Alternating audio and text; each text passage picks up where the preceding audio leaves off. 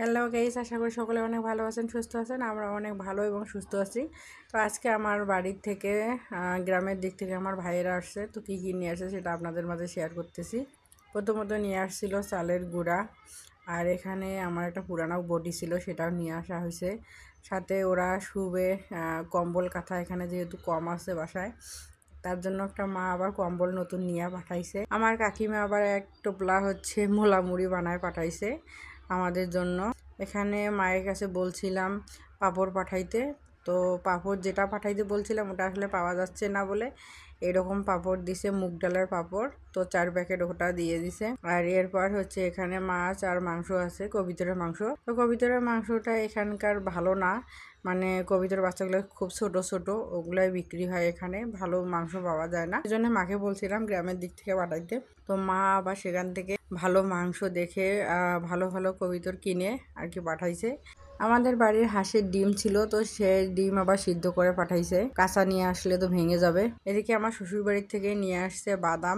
তো বাদাম, কাঁচা বাদাম, একটা শিলা বাদাম ছিল আর একটা গোটা বাদাম ছিল। আর মাকে বলছিলাম যে এখানে আসলে বড় এলাচটা, মানে যেটাকে আমরা কালো এলাচ বলি, সেটাকে পাওয়া যায় না, কালো ফল সেটা পাওয়া যায় না। সেটা পাঠাইতে বলছিলাম, ওটাও পাঠাই দিয়েছে।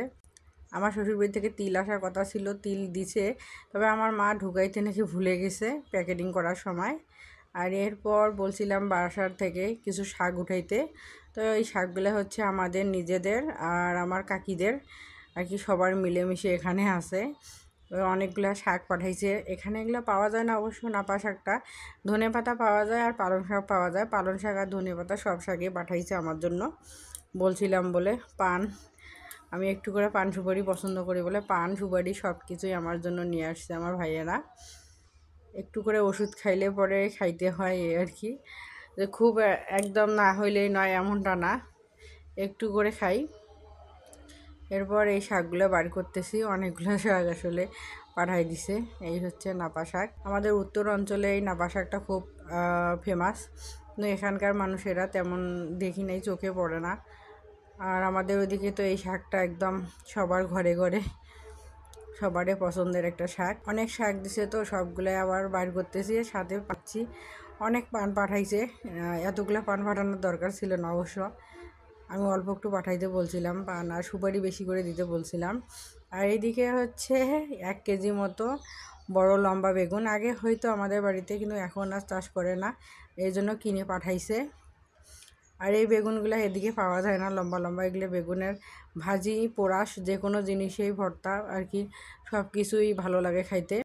আর এই আমার সুপারি, সুপারি 1 বাদাম মতো পাঠাইছে। কিছুদিন পর আমার ভাই আসার কথা, ও আবার নিয়ে আসবে, ছোটোটা আসেনি।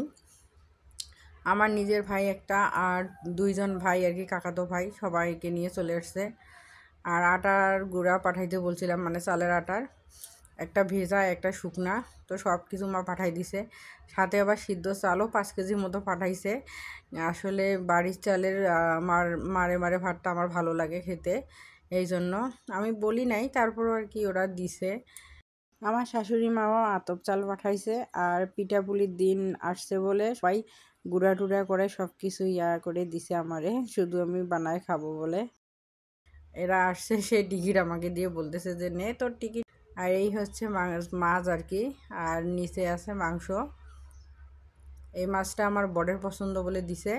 আর এই আমার কবিতরের মাংস। তো গাইস, কেমন লাগলো অবশ্যই কমেন্টে জানাবেন, ভালো লাগলে লাইক কমেন্ট করবেন।